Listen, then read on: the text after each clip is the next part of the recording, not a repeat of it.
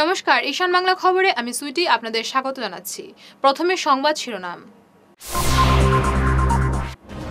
ছিটকে গেলেন কৌশিক, সভাপতিদের টিকিট নয় ঘোষণা রঞ্জিতের। কংগ্রেস পাকিস্তানের সুরে কথা বলছে, বললেন মৌর্য।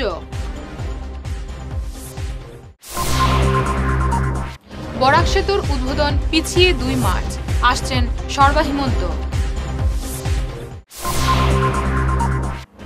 শুধু বিজেপি শাসিত রাজ্যেই মদে মৃত্যু, চক্রান্ত দেখছেন দিলীপ। এবারে বিস্তারিত খবর। লোকসভা নির্বাচনে টিকিট প্রার্থিত্বের দৌড়ে ছিটকে গেলেন বিজেপি কাছাড় জেলা সভাপতি কৌশিক রায়। তার আশায় জল ঢেলে দিলেন দলের প্রদেশ সভাপতি রঞ্জিত দাস।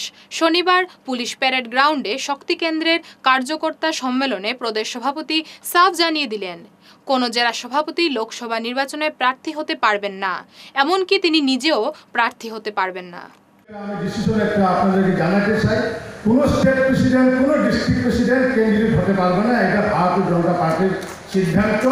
আসামে যত ডিস্ট্রিক্ট প্রেসিডেন্ট রয়েছে এবং ইনক্লুডিং আমিও আগামী ইলেকশনে লোকসভা ইলেকশনে লড়ব না। পরের যা বিধানসভা ব্যবস্থা রয়েছে এই ব্যাপারে পার্টি চিন্তা করবে। ক্যান্ডিডেট শিলচরে কে হয়, করিমগঞ্জে কে হয়, ডিপুটি কে হয়, এটা বড় ব্যাপার না। যে ক্যান্ডিডেট হবে বিজেপির ক্যান্ডিডেট হবে। আমরা কোনোদিন ক্যান্ডিডেটের মুখ দেখে ভোট দেবো না। ভারতীয় জনতা পার্টির পদ্মফুল এবং নরেন্দ্র মোদীর মুখ দেখে ভোট দেব, এই সিদ্ধান্তটা আপনারা সব মিটিংয়ে বলবেন।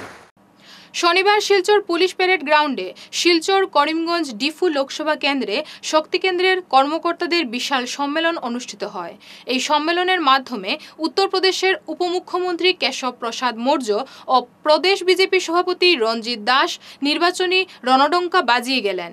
সম্মেলনে অন্যান্যদের মধ্যে বক্তব্য রাখেন প্রাক্তন কেন্দ্রীয় মন্ত্রী কবীন্দ্র পুরকায়স্থ, বিধায়ক দিলীপ পাল, কিশোর নাথ, ডক্টর নমুল মমিন, রাজদীপ রায়, মিশন রঞ্জন দাস, করিমগঞ্জ জেলা সভাপতি সুব্রত ভট্টাচার্য, হাইলাকান্দি জেলা সভাপতি সুব্রত নাথ প্রমুখ।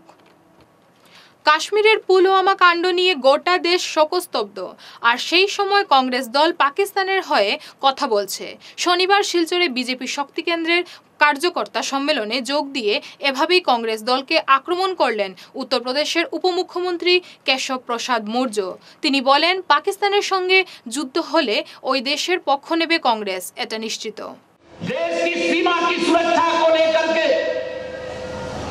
जो भी घटना पुलवामा की घटी है उससे पूरा देश शोकग्रस्त है,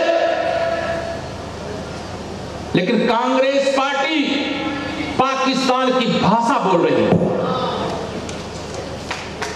मैं आज यहां पर यह कहना चाहता हूं, माननीय नरेंद्र मोदी जी के नेतृत्व में 56 इंच के सीने वाले भारत के प्रधानमंत्री की अगुवाई में उरी के अंदर जब हमारे सेना के जवानों के साथ विश्वासघात करके घटना घटी थी तो उस समय पाकिस्तान के खिलाफ सर्जिकल स्ट्राइक हुई थी, लेकिन अगर फाइनल स्ट्राइक होगी तो कांग्रेस किधर रहेगी? पाकिस्तान की तरफ रहेगी, भारत की तरफ रहेगी? इस बात का कांग्रेस को जवाब देना पड़ेगा। মৌর্য আরও বলেন, রাম মন্দির নির্মাণ হবেই, কোনো শক্তি তা রুখতে পারবে না। বলেন, অযোধ্যায় বাবরের একটা ইটও থাকবে না। रामलला की जन्मभूमि पर भव्य मंदिर का निर्माण दुनिया की कोई ताकत रोक नहीं पाएगी।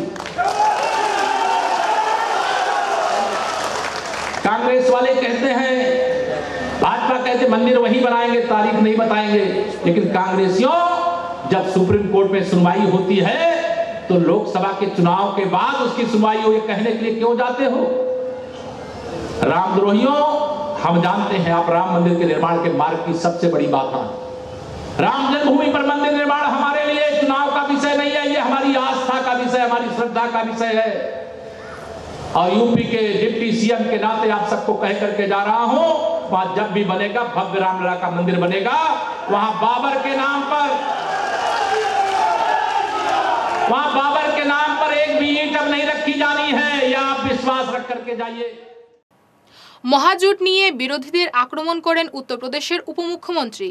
বলেন, বিরোধী দলের সব নেতা বরযাত্রীহীন জামাই, কারণ সবার লক্ষ্য প্রধানমন্ত্রী হওয়ার। कांग्रेस जो दूसरे राजनीतिक दल हैं जिन्हें मैं नहीं जानता, आप लोग समझते होंगे हमारे यहाँ कहा जाता है कि अब बिना दूल्हे की बारात है। बिना दूल्हे के मतलब कोई पता नहीं है। जिसको देखो, जितने राजनीतिक दल हैं जो भाजपा के विरोध में चुनाव लड़ रहे हैं, जो भारतीय जनता मोदी जी के विरोध में चुनाव लड़ रहे हैं, सब कहते हैं कि अगली बार हम प्रधानमंत्री बनेंगे। बाराती कोई नहीं है, सब दूल्हे बनकर के घूमते रहते हैं। और हर व्यक्ति यार देश को क्या हाने जाएंगे?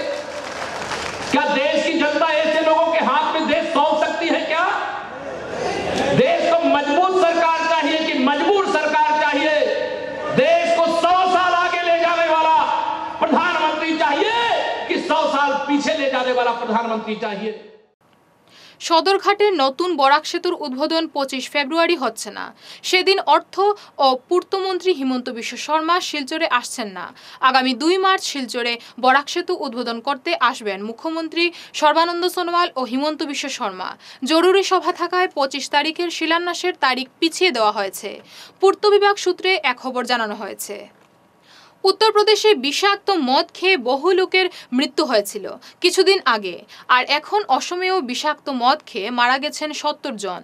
এর পেছনে চক্রান্ত থাকতে পারে বলে মনে করেন শিলচরের বিধায়ক দিলীপ পাল। শনিবার পুলিশ প্যারেড গ্রাউন্ডে বক্তব্য রাখতে গিয়ে তিনি বলেন, দেখা যাচ্ছে শুধুমাত্র বিজেপি শাসিত রাজ্যগুলিতেই মদ খেয়ে মৃত্যুর ঘটনা ঘটছে। এটা পরিকল্পিত চক্রান্ত বলে তিনি মন্তব্য করেন। আমার গোলাঘাট জেলায় প্রায় 60 জনের মতো চা শ্রমিক বন্ধুরা তারা বিষাক্ত মদ পান করে মারা গেছেন, সবাই জানি। সমস্ত রাজ্যে হুলস্থুল চলছে।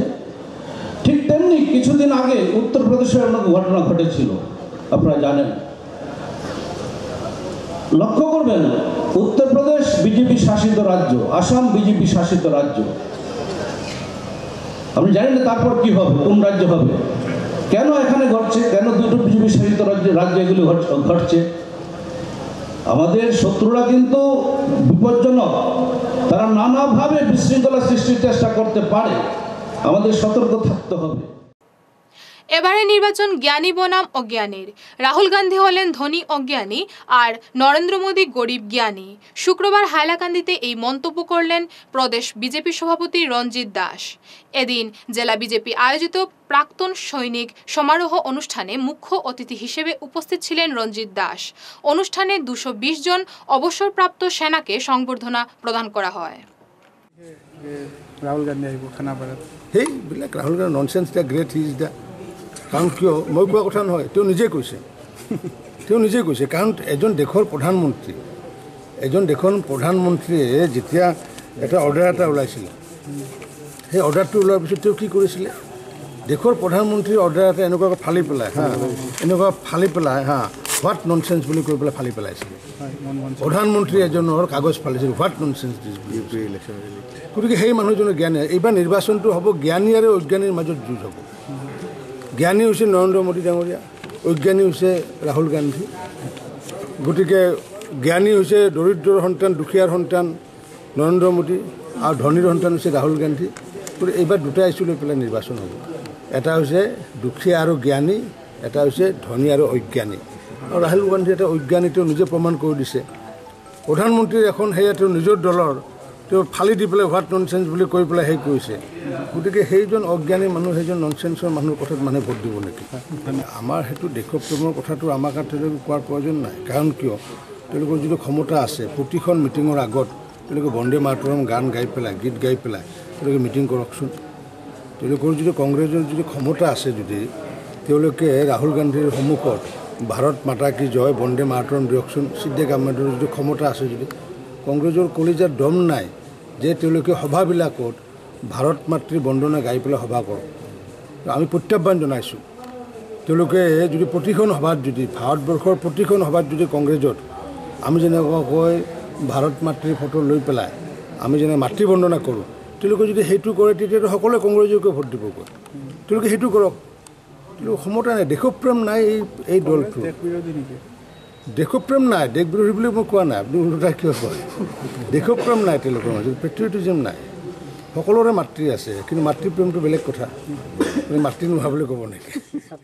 পাথারকান্দিতে শনিবার সকাল থেকে ৩০০ স্কুল ছাত্র ৮ নম্বর জাতীয় সড়ক অবরোধ করে। তাদের আন্দোলনে সমর্থন জানান লোয়ারপুয়া অটো ও সুমো মালিকরা। পরে বিধায়ক কৃষ্ণেন্দু পালের হস্তক্ষেপে অবরোধ প্রত্যাহার করা হয়। দীর্ঘদিন থেকে এই রাস্তার সংস্কার না হওয়ায় স্কুল পড়ুয়ারা আন্দোলনে নামে। আপোনাৰ পশ্চিম মহোদয় ক'লে যে ৰাস্তাটো ব্লক কৰিছে, তো আমাৰ পাব্লিক এম ই স্কুলৰ ষ্টুডেণ্টবিলাকে, তো সেই সময় মই আহিলোঁ কওঁ যে ৰাস্তাটো যিটো আমাৰ পথৰ বেয়া কণ্ডিশ্যনটো, সেই কণ্ডিশ্যনটো লৈ তেওঁলোকে ৰাস্তাত বহিছে। তো আমি আশা দিছোঁ, আশা মানে কি আৰু আমি কৈছোঁ তেওঁলোকক যে যিমান সোনকালে পাৰে আমি ওপৰত জনাম, DC মহোদয়ক জনাম, MLA মহোদয়কো জনাম, তেওঁলোকে জনাই কেনে যিমান সোনকালে পাৰে আমি ৰাস্তাটো কাম আৰম্ভ কৰিব মানে ওপৰত জনাম। লক্ষ্মীপুরের দীর্ঘদিনের বকেয়া সমস্যা খতিয়ে দেখলেন কাছাড়ের জেলাশাসক লয়া মাদ্দুরী। তিনি এই উপলক্ষে প্রশাসনের কর্মকর্তাকে নিয়ে এক সভা করেন। এতে লক্ষ্মীপুরের মহকুমা শাসক জে লামসিং, লক্ষ্মীপুর পুরসভার চেয়ারপারসন সংহিতা গুরুং উপস্থিত ছিলেন। ইটখোলা অ্যাথলেট ক্লাবের ফুটবল মাঠের উন্নতির জন্য ২০ লক্ষ টাকার কাজের শিলান্যাস হল শনিবার। ভিত্তিপ্রস্তর স্থাপন করেন শিলচরের বিধায়ক দিলীপ পাল। এছাড়াও উপস্থিত ছিলেন কাছাড়ের জেলাশাসক লয়া মাদ্দুরী। মুখ্যমন্ত্রীর সমগ্র গ্রামোন্নয়ন যোজনার আওতায় এই টাকা বরাদ্দ করা হয়েছে।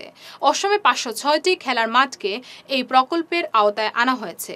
বিধায়ক পাল জানান, এটি মূলত গ্রামের প্রকল্প, কিন্তু গ্রামের যেখানে এটা হওয়ার কথা ছিল সেখানে জমি নিয়ে বিবাদ থাকায় শিলচরে এই কাজ করতে হলো।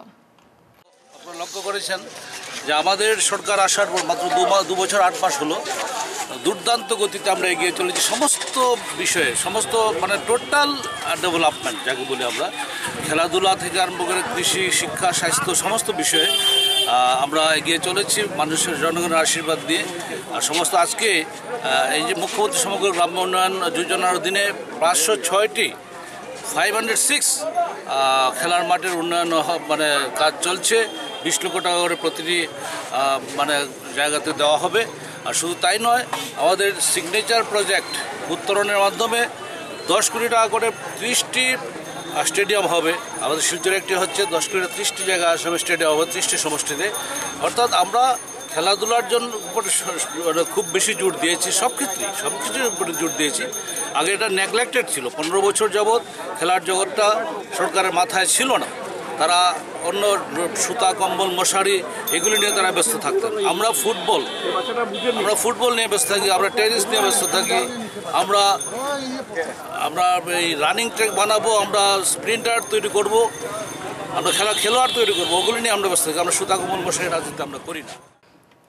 সারা আসাম আমলা সংস্থার কাছাড় জেলা কমিটির বার্ষিক সাধারণ সভা অনুষ্ঠিত হল শনিবার। টাউন ক্লাবের সভাকক্ষে এদিন সকাল থেকে শুরু হয় বার্ষিক সভা। প্রথমে সম্পাদকীয় প্রতিবেদন পাঠ করেন বিদায়ী সভাপতি। বার্ষিক সাধারণ সভায় উপস্থিত ছিলেন কেন্দ্রীয় সভাপতি দিলীপ কুমার। পরে সর্বসম্মতিক্রমে কিরণ চক্রবর্তীকে সভাপতি এবং দেবজিৎ দেবরায়কে সাধারণ সম্পাদক করে নতুন জেলা কমিটি গঠন করা হয়। আজি সদৌ অসম আমোলা সন্থাৰ শিলচৰ শাখাৰ দ্বিবাৰ্ষিক অধিৱেশন। এই অধিৱেশনত শিলচৰ শাখাৰ অন্তৰ্গত সকলো আমোলা সদস্যসকলে উপস্থিত থাকে আৰু আমাৰ সদৌ অসম আমোলা সন্থাৰ সভাপতি সম্পাদক সমন্বিতে সকলো বিষয়ববীয়া উপস্থিত থাকি আমোলা সন্থাৰ ভৱিষ্যত দিনত কৰিবলগীয়া কাম আৰু বৰ্তমানৰ দাবীৰ ওপৰত বহুতো আলোচনা কৰা হয়। আৰু এই সম্পৰ্কে যাতে চৰকাৰে আমাৰ দাবীবিলাক যাতে চৰকাৰে অনতিপলমে মানি লয়, তাৰ কাৰণে আজিৰ সভাই চৰকাৰক অনুৰোধ জনায়। ইতিমধ্যে সদৌ অসম আমোলা সন্থাই আমি অসম চৰকাৰক আমি 16টা দাবী আমি সম্বন্ধীয় এখন স্মাৰকপত্ৰ দাখিল কৰিছোঁ। আৰু তাত আছিলে আমাৰ যি জিলা পৰ্যায়ৰ কাৰ্যালয়ৰ সহায়কসকলৰ জুনিয়ৰ এছিষ্টেণ্ট, ছিনিয়ৰ এছিষ্টেণ্ট আৰু হেড এছিষ্টেণ্টৰ যি গ্ৰেড BP ইতিমধ্যে অসম চৰকাৰে ঘোষণা কৰিলে যদিও তাৰ যি ফিটমেণ্ট টেবুল, যিখন আমাৰ অৱসৰ গ্ৰহণ কৰিব সময়ত পাবলগীয়া কিছুমান সা সুবিধা বা তেওঁলোকৰ দৰমহা কেনেদৰে নিৰ্ধাৰণ কৰা হ'ব, তাৰ ফিটমেণ্ট টেবুলসমূহত আমি অসম চৰকাৰৰ ওচৰত দাখিল কৰিছোঁ। তাৰ পাছতে আমাৰ অতিকৈ আমাৰ এটা মুখ্য দাবী আছিল চাকৰি সেৱাবধি। জিলা পৰ্যায়ৰ আমোলাসকলৰ যি চাকৰি সেৱাবধি ইতিমধ্যে চৰকাৰৰ আচলতে কেইবাবাৰো আমি দাবীখনত দিছোঁ যদিও কাৰ্যকৰী হোৱা নাই। গতিকে সেই দাবীটো আমাৰ সদৌ অসম আমোলা সন্থাৰ মূল দাবী। তাৰপৰা জিলা পৰ্যায়ৰ সকলো কাৰ্যালয়ত এতিয়াও মুখ্য সহায়ক পদবিলাক মানে নিযুক্তি হোৱা নাই। গতিকে আমি সকলো বিভাগৰ মানে জিলা পৰ্যায়ৰ কাৰ্যালয়ত মুখ্য সহায়ক পদ আমি সংশোধন কৰিবলৈ কৈছোঁ। আৰু তাৰ উপৰি আমি বিনামূলীয়া যিটো স্বাস্থ্য চিকিৎসা সেৱা আঁচনি, গতিকে সেই আঁচনিটো আমি কাৰ্যকৰী কৰিবৰ বাবে আমি চৰকাৰৰ ওচৰত দাবী দিছোঁ। শালগঙ্গার কালাচাঁদ আশ্রমে বজ্রদিত্যা সেবা সংস্থার উদ্যোগে চালু হয়েছে এক নতুন কর্মসূচি। এতে প্রতি বছর কাঁচাকান্তি মন্দিরে দুস্থ পরিবারের 5টি মেয়ের বিবাহের ব্যবস্থা করা হবে। শনিবার সাংবাদিক সম্মেলন করে একথা জানালেন কালাচাঁদ রাধাবল্লভ আশ্রমের সভাপতি বরেণ্য গোস্বামী। তিনি জানান, ব্রজবিহারী প্রকল্পের মাধ্যমে এই সেবা দেওয়া হবে। এছাড়া আরও কিছু জনসেবামূলক কর্মসূচির ঘোষণা করেন তিনি। এই সংস্থা একটা নতুন প্রকল্প স্টার্ট করেছে, যেটা ব্রজবিহারী। এটার আওতায় যেটা হিন্দুদের দশকর্ম আছে সেটাতে অপারগ, যেমন বিবাহ, অন্নপ্রাশন, আপনার উপনয়ন, এইসব সংস্কারে যারা অপারগ গরিবরা আছে তাদেরকে সহায়তা করা, আপনার সৎকার, শ্রাদ্ধাদি এগুলোতে সহায়তা করে। এবছর আমরা কাঁচাকান্তি মায়ের মন্দিরে 5 জনকে বিয়ে দিয়েছি, আরেকজনকে আমরা দুধপাতিল আর্থিকভাবে সহায়তা করে বিয়ে দিয়েছি। আমি চেষ্টা করছি এবার যে যাতে এই সংস্থার নামে রেজিস্ট্রেশনটা পাই, ম্যারেজ রেজিস্ট্রেশনটা পাই, যেটা আমি ইস্যু করতে পারবো। যদি হয় তাহলে সংস্থার যতটা শাখা কেন্দ্র আছে, যেমন প্রথম ছোট দুধপাতিল হয়েছে, তারপর হচ্ছে গিয়ে কলকাতা নেতাজিনগর টালিগঞ্জে হয়েছে, তৃতীয় হয়েছে করিমগঞ্জ বটরাশি কেশরকাপন, এবং চতুর্থ হয়েছে গিয়ে কালাইন বাগানে। প্রত্যেকটা শাখা কেন্দ্রতে এই প্রকল্পগুলো চালু হবে। এবার এই বছর যেমন আরও কিছু সেবামূলক কাজ আছে। আমরা প্রত্যেক বছর করি কি, কম্বল বিতরণের সময় যখন ঠান্ডা পড়ে শীতের মরশুমে কম্বল বিতরণের সময়, যেমন নেতাজির জন্ম তিথি উপলক্ষে বা স্বামীজির জন্মতিথি উপলক্ষে আমরা কম্বল বিতরণ করি। তারপর আরও যেগুলো বিশেষ বিশেষ মহামানবের জন্মতিথি উপলক্ষে আমরা কম্বল বিতরণ করি। এছাড়াও কম্বল বিতরণ হয় প্রত্যেক বছর। নতুন দিগন্ত প্রকাশনী ও বিপ্রসরণ মিউজিক্যাল গ্রুপের ব্যবস্থাপনায় শনিবার থেকে শুরু হলো দুদিনের বহুভাষিক সঙ্গীত মেলা। উদ্বোধন করেন আসাম বিশ্ববিদ্যালয়ের পরিবেশ ও কলা বিভাগের প্রধান জগন্নাথ বর্মন। এছাড়াও উপস্থিত ছিলেন আসাম বিশ্ববিদ্যালয়ের চারুকলা বিভাগের প্রধান নির্মল কুমার রায়, পদার্থ বিভাগের প্রধান হিমাদ্রি শেখর রায়, বিশিষ্ট সঙ্গীত শিল্পী অমরেন্দ্র চক্রবর্তী, বরাক বঙ্গের সভাপতি তৈমুর রাজা চৌধুরী। অনুষ্ঠানে নতুন দিগন্ত প্রকাশনীর কর্ণধার কবি গল্পকার মিতা দাস পুরকায়স্থ জানান, তাদের প্রকাশনা সংস্থার 101 ও 102 গ্রন্থ এদিন উন্মোচিত হয়, যা বরাকের প্রকাশন জগতের এক মাইল ফলক বলে উল্লেখ করেন অতিথিরা। আসাম বিশ্ববিদ্যালয়ে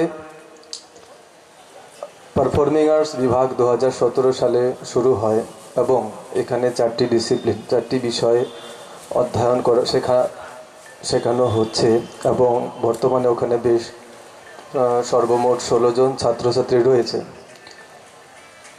তো আজকের এই অনুষ্ঠানে বিশেষত সঙ্গীত শিল্পী স্বর্গীয় বিপ্রজ্যোতি পুরকায়স্থ স্মৃতিকে লক্ষ্য করে আজকের এই অনুষ্ঠান বিশেষ করে মানুষের জীবনে, দৈনন্দিন জীবনে সঙ্গীত, বিশেষত আমরা সাধারণত সঙ্গীত বলতে যে মানে একটি বিষয়কে, যেরকম ধরুন কণ্ঠসঙ্গীতকে অনেক সময় বুঝে থাকি বা সাধারণভাবে ধরে নিয়ে থাকি, কিন্তু সঙ্গীত বৃহত্তর অর্থে সঙ্গীত, নৃত্য, অভিনয়, এই সমস্ত কিছুর একটা মিশ্রণ, সমস্ত কিছুকে নিয়েই আমাদের একক মানে পূর্ণাঙ্গ সঙ্গীত। তো সঙ্গীতের চর্চা আজকে স্বর্গীয় বিপ্রজ্যোতি পুরকায়স্থ, আমি ওনার সম্পর্কে বিশদে জানি না, আজকে জানলাম এবং ইচ্ছে আছে জানবো। শুধু এইটুকু বলবো যে এতটুকু জানতে পারলাম যে ওনার মধ্যে যে ইচ্ছে ছিল বা উনি যা করে গেছেন মানুষের জন্য, সমাজের জন্য, ওনার দেখানো পথ আমাদেরকে অবশ্যই অনুসৃত করা উচিত। শিলচরে প্রথমবারের মতো উত্তর ভারত ভিত্তিক পাওয়ার লিফটিং প্রতিযোগিতার আসর শুরু হয়েছে। শুক্রবার সন্ধে ইন্ডিয়া ক্লাবের ইনডোর স্টেডিয়ামে প্রদীপ প্রজ্বলনের মাধ্যমে প্রতিযোগিতার সূচনা করেন প্রাক্তন কেন্দ্রীয় মন্ত্রী কবীন্দ্র পুরকায়স্থ। এই প্রতিযোগিতায় পশ্চিমবঙ্গ, বিহার, সিকিম, মণিপুর, মিজোরাম, ঝাড়খণ্ড থেকে প্রতিযোগীরা অংশ নিয়েছেন। আমরা বিএনপি আর বিআর পক্ষ থেকে আমরা এই আয়োজনটুকু আমরা করে আসছি। আমরা প্রথমে all Assam power lifting championship organise করেছি শিলচরের বুকে, তারপরে আমরা কয়েকবার নর্থ ইস্টও করেছি। এইবারে আমাদের প্রচেষ্টা ধাপে ধাপে এগিয়ে আরেকটু বড় হয়েছে। এবার আমরা ইস্টার্ন ইন্ডিয়ার সঙ্গে নর্থ ইস্টও একসঙ্গে জুড়ে আমরা এই আয়োজন খুব অল্প সময়ের মধ্যে বিগত মাস 1.5 মাসের মধ্যে আমরা সংগঠিত হয়ে আমরা আয়োজন করেছি। আর আমরা আজকে থেকে এই প্রতিযোগিতা শুরু হয়েছে। আগামী কালকে আগামী পরশুদিন আমাদের এই প্রতিযোগিতা চলবে। আমাদের মধ্যে প্রায় আজকের দিনে প্রায় 180 জন প্রতিযোগী আমাদের মধ্যে এসে পৌঁছেছেন। ঝাড়খণ্ড, বিহার, কুচবিহার থেকে শুরু করে মিজোরাম, ত্রিপুরা থেকে আরম্ভ করে শিলচরের কাছে আসামেরও আছে। কাছাড় জেলা যুব মোর্চার ব্যবস্থাপনায় শনিবার শিলচর গান্ধী ভবনে অনুষ্ঠিত হল বরাক ভ্যালি কমল কাপ যোগাসন প্রতিযোগিতা। এদিন বিকেল থেকে গান্ধী ভবনে শুরু হয় প্রতিযোগিতা। এতে বরাক উপত্যকার বিভিন্ন প্রান্ত থেকে প্রতিযোগীরা অংশ নেন। আজকে ভারতীয় যুব মোর্চা পক্ষ থেকে যোগাসন কম্পিটিশন চলছে আমাদের গান্ধী ভবনে। আমাদের বরাকভ্যালি থেকে এসছে করিমগঞ্জ, তারপর শিলচর মিলিয়ে কম্পিটিশন হচ্ছে। টোটাল 15টা গ্রুপ আছে। বাকি তো আমাদের যা যাচ্ছেন একজন, আর করিমগঞ্জ থেকে এসছে আমাদের সঞ্জীব দাস, শিলচর থেকে আসছে মঞ্জুরি দেব। প্রোগ্রামটা করার উদ্দেশ্য হলো আমাদের 2019-এ মোদিজিকে নিয়ে কিছু আমাদের প্রোগ্রাম করা হচ্ছে। তো স্পোর্টসের মধ্যে আমাদের যোগা আছে, ক্রিকেট আছে, ওইগুলো প্রোগ্রাম নিয়ে আমরা স্টার্ট করছি 2019-এর জন্য। সংবাদ শেষ করার আগে বিশেষ ঈশান বাংলা খবর আরও একবার। ছিটকে গেলেন কৌশিক, সভাপতিদের টিকিট নয় ঘোষণা রঞ্জিতের। কংগ্রেস পাকিস্তানের সুরে কথা বলছে, বললেন মৌর্য। বরাক সেতুর উদ্বোধন পিছিয়ে 2 মার্চ, আসছেন সর্বা হিমন্ত। শুধু বিজেপি শাসিত রাজ্যেই মদে মৃত্যু, চক্রান্ত দেখছেন দিলীপ। এখনকার মতো ঈশান বাংলা খবর এ পর্যন্তই। নমস্কার।